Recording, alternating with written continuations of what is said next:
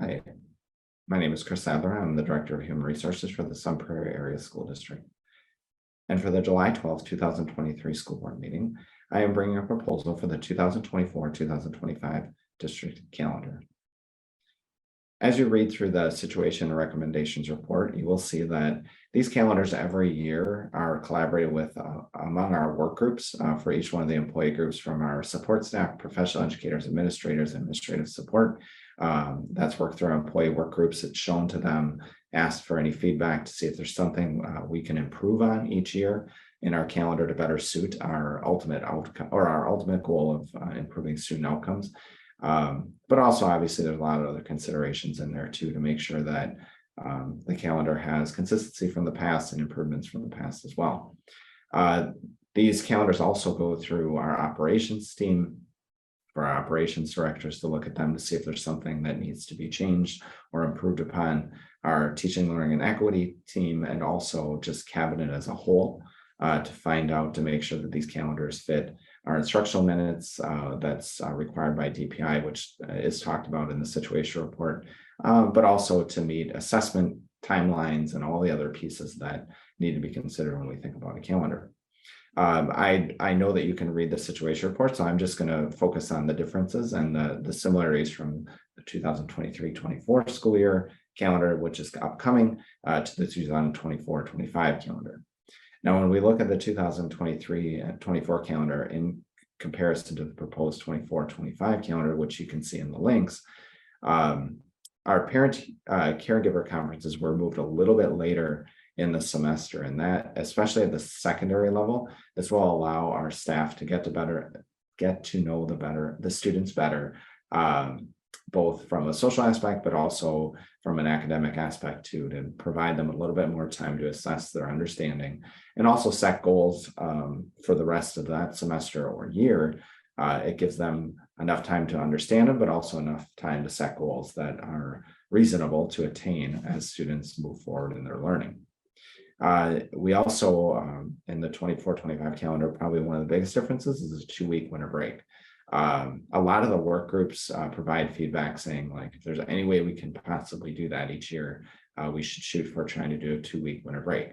Sometimes the calendar allows for it really well because it allows us to still end at a reasonable time in June. And then other times, based on the calendar, we can't provide a 2-week winter break because in the end, how the days fall pushes our end point of the school year pretty later in June than we want to, in order to fit in summer school as well, and then provide time to be prepared for the following school year. But in 24-25, based on where those days fall and our instructional minutes, it allows us for a 2-week winter break. The similarities between the calendars of 23-24 and 24-25 is that it does continue to include 176 student contact days. Those contact days allow us to make up for those minutes that DPI requires. There are also predetermined makeup days that are in there that are for after the 3 built-in days are used, or if they're used for inclement weather or some other cancellation of schools, then we know exactly what non-student days will turn into student days in order to fulfill the requirements for DPI. We also continue to provide 5 full-day professional development non-student days during the school year as well. Again, when we think about the financial impacts of the calendar, one of the pieces around professional development is we're still continuing to try to do as much as we can where we're not doing professional development, where staff or teachers have to be out of their classrooms while students are attending to be at a professional development. This isn't always going to work perfectly, but this is something that we continue to look to improve upon each year, and that's continued in this calendar.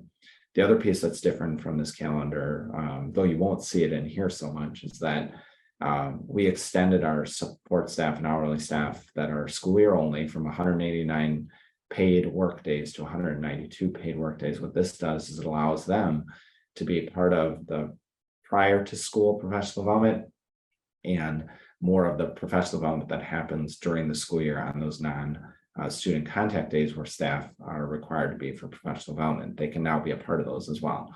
So that's kind of a work calendar issue versus a district calendar issue, but it does allow us to do that now. And we approved that a while back, and that allows us to, again, have them at those professional developments, but it does come at a cost of $135,000 to have those 3 additional days within their work calendar, which has been approved already.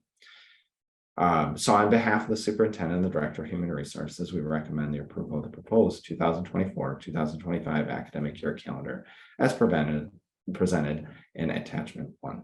Thank you.